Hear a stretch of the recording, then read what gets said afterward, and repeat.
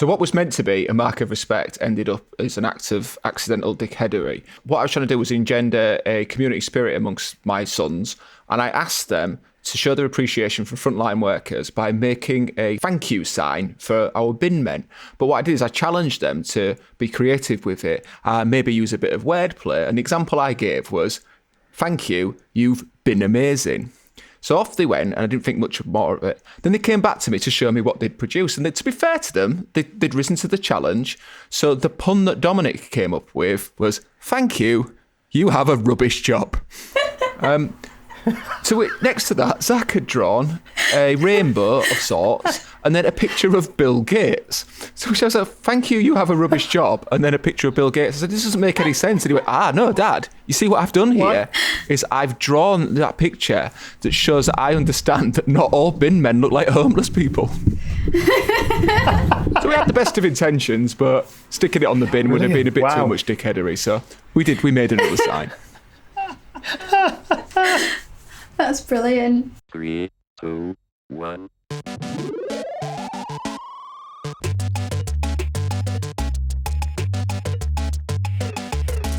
You are listening to the DBAD Movement. This is the Don't Be a Dickhead podcast with me, John Gilbert. Me, Ian Thompson. And me, Alex King.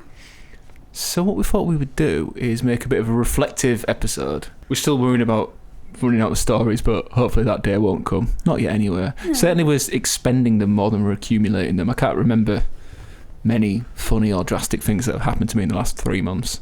Mainly because I've spent all my time in lockdown and making podcasts. Yeah. Rather than getting drunk and causing trouble.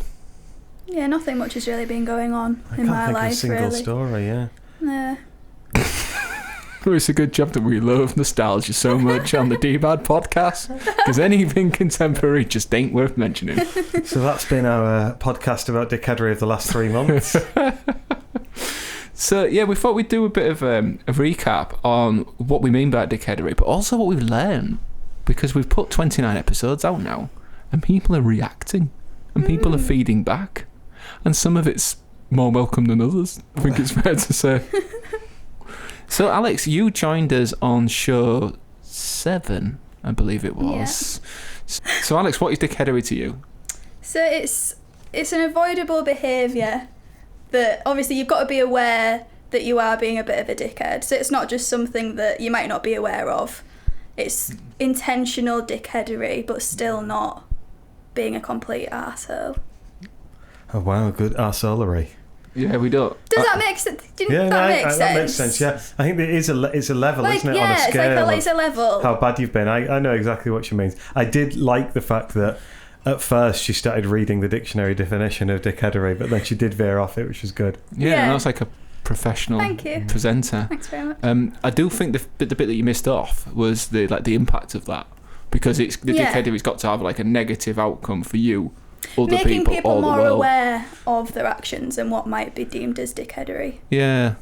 And just trying not to do it as much. So in a recent podcast, we talked about Ian's childhood trauma, of how he was bullied and repeatedly headbutted by an older child.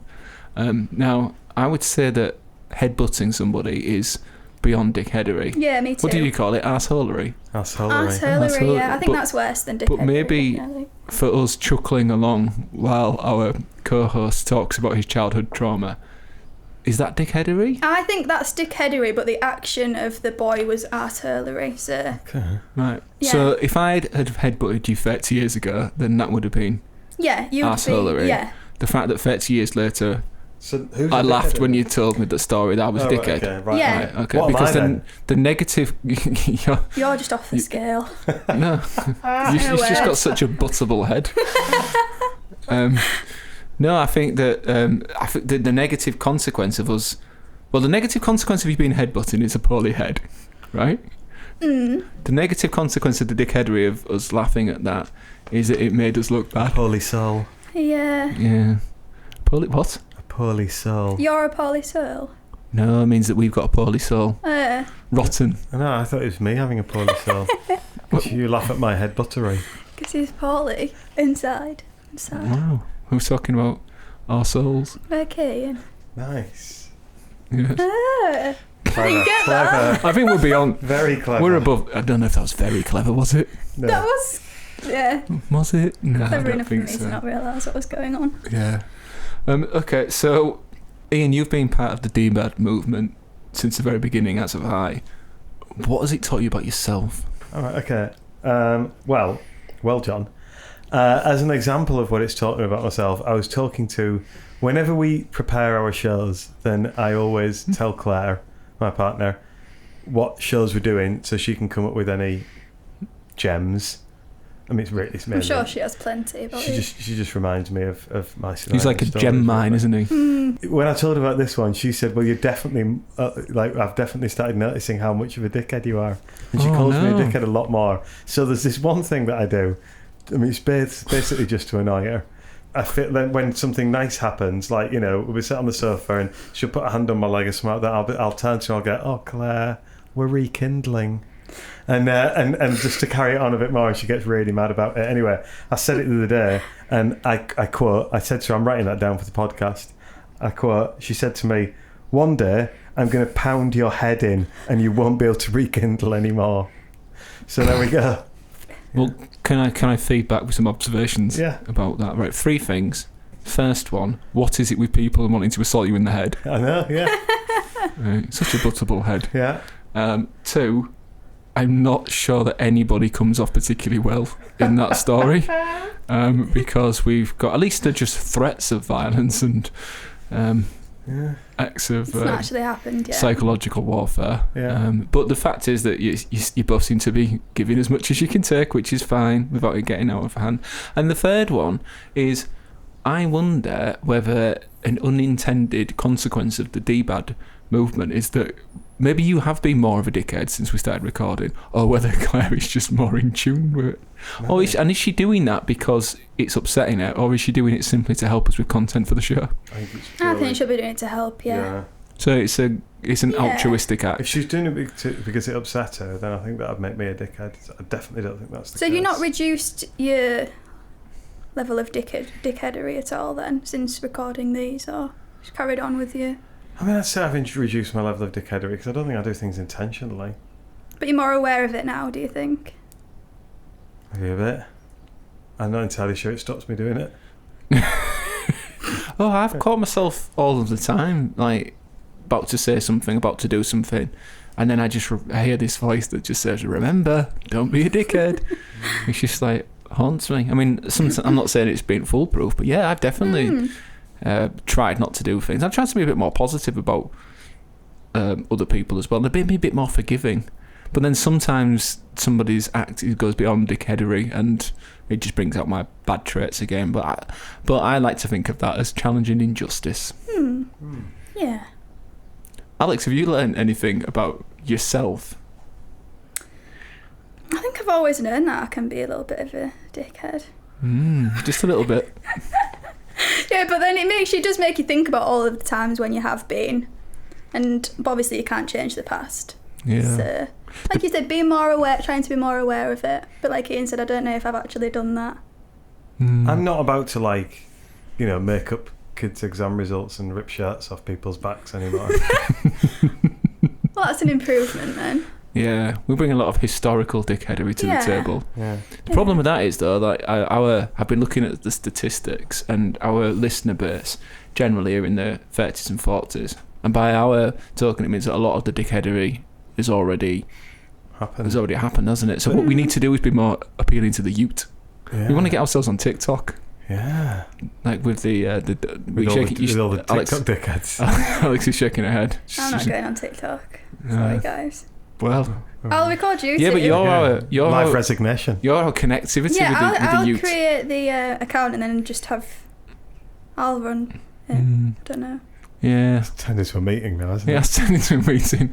Although, one of the issues that we have with the content that Alex produces is that when she goes full dickhead, such as a recent one where we talked about, I don't know, let's call it a murder, we realised several minutes into it that it was so far beyond dickheadery that we couldn't use it as part of the show. So, yeah, this is true. So Alex edits it as well, so she comes across probably a little bit better than we do. Yeah. What have we learned as a show? I've learned that alcohol breeds dickheadery. Definitely, it's involved in at least 95% of Absolutely, the stories. yeah. I'm quite excited when we tell a story that isn't alcohol related. But it also means that one of the key excuses is taken away. Yeah. Are we going to do a drunk podcast? Oh, we should do, yeah. One where we're just drunk while we do Just it. to see if it changes our level of Dickheadery. what we perceive as dickheadery. Well, it might influence the amount of dickheadery that we do. More things will be acceptable that I feel when you're drunk. But I kind of feel like we'll have to edit it drunk as well. And then, And just then put burst it out drunk. Because yeah, true. otherwise what's going to happen is, I think all that'll happen is what we admit to will go up. But then it's all going to get cut in the edit and we'll end up with this little 5-minute bore Just fest. of laughing. Yeah. Well, I think we can do it now. I think if this is number 30, right, we can do our drunk cast. If we'd have done that like early days, it's just like, well, we've run out of ideas now, let's get drunk. Yeah. Which other podcasts do. But now I think we're entitled to do that now. Let's give it a whirl sometime.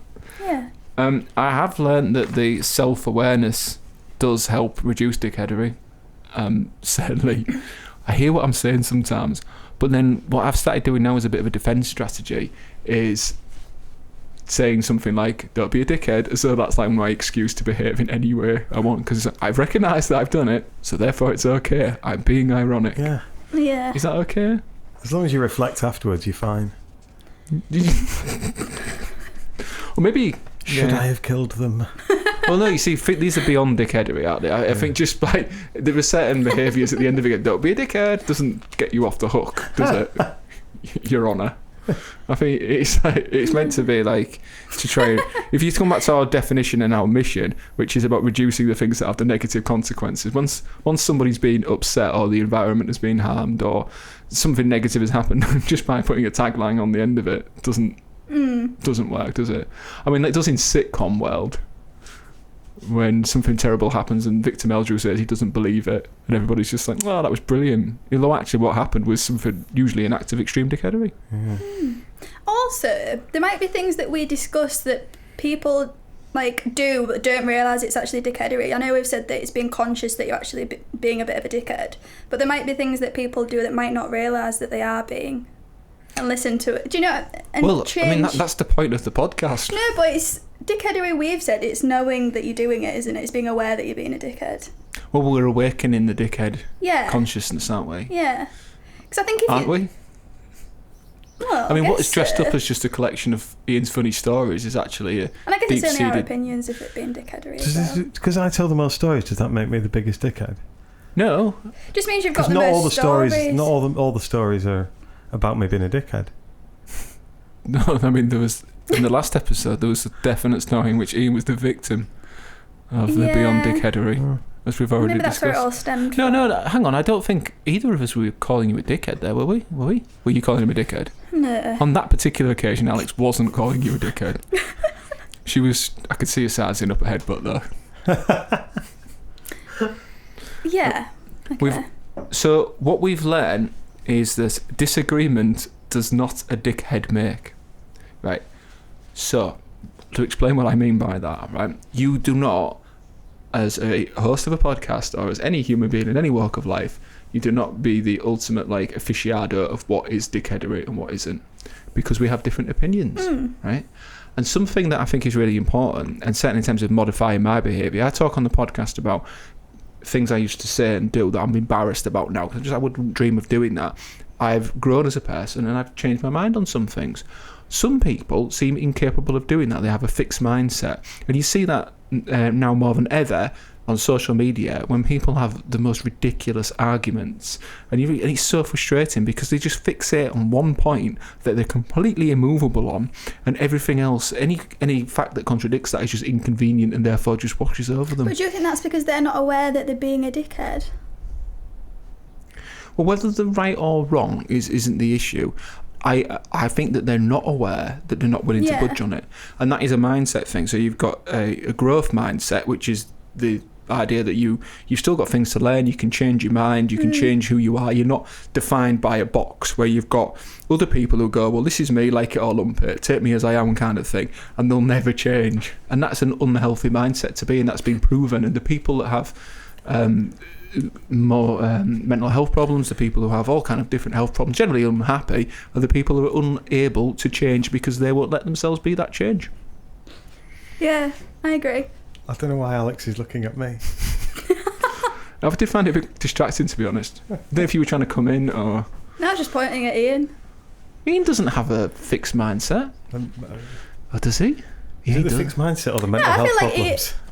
We said shouldn't be laughing at people's mental health problems. No, not mental health problems. And I man think with a Ian's fixed very much mindset. set in his ways there. Do you think? Yeah. Oh. That's not a bad thing. It's just... We're getting down to the... Do you think you are? I don't know. I mean, I'm generally right, so it's That's what I difficult to know. mean. Yeah, you're right. The problem I haven't picked up on it is because most of the time I agree with Ian. I agree with him a lot, but I also disagree with him a lot. What I like about listening back to the DBAD podcast, actually, Ian, is you do stick by your principle. I realise that, I mean, I can confidently make a statement and then 2 minutes later I've completely changed my mind about it. Whereas you will not let go of things. Maybe you do have a fixed mindset. I can't put into words what I mean. I don't think you just set in your ways like a grumpy person. It sounds like a grumpy old man. I'm not calling you a grumpy old man. I was trying to do a sound effect of me walking out, but the door didn't make a good sound effect sound. That was such a shit sound. Although that is the quietest he's ever been. When he was being verbally assaulted. I was just listening. So I wasn't verbally assaulting. I can change my opinion and my ways from the feedback since I'm not set in my ways. Whoa. Yeah, so, yeah. It was like a little loop there. If you look at what we started off with, disagreement does not a dickhead make. And you can change your mind and behaviour on things. There you go. So you've just evolved like you did in our gigs episode when you couldn't get the air you needed. So adapted. Yeah. We've got some great contributors to the show. I'm not going to name check them all now in case I miss anybody off.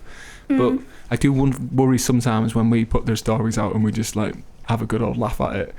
Fortunately, I don't think we've got it wrong yet. Or certainly nobody has come back and complained, with one exception that happened to me recently. Who?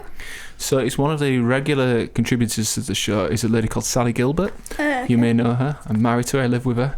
And I came out of the shower the other day and she said, I've got a bone to pick with you. And I was thinking, this isn't good. And my mind didn't immediately go, what did I say on the podcast? I've just many other things it could have been. She said, I've just listened to the podcast about lying. And in that, you tell the story about the chef that we used to work with and how his grandma died 6 times. But in the podcast, you say that didn't really happen. It only happened once. And you made me look like a right dickhead. Now, I was trying to be funny. I thought it came across... My intention was Sally was telling the truth and now I'm lying. And it was playing on the conversation we'd just been having about how you're allowed to exaggerate in stories to make them funnier. And then what I did is the opposite of that and tried to make a joke around it. What I realise now is that I was just a dickhead. My joke didn't really work. And I just deserved to be... Yeah, and Sally wasn't the liar. So I want to take this opportunity to apologise to Sally. And actually the truth of the matter is that the chef did say that his grandma had died on 6 separate occasions. Okay. And I'm glad she did. What a dickhead. Yeah.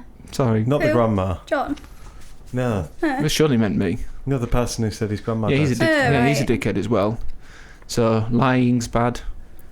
And we've got to be careful. When we ask for these community contributions, we've got to be accurate about them. So lots of exciting stuff going on. We're going to be taking forward the community. We're going to continue to be putting out 2 shows a week to give you your double dose of DBAD bants and thought-provoking discussion.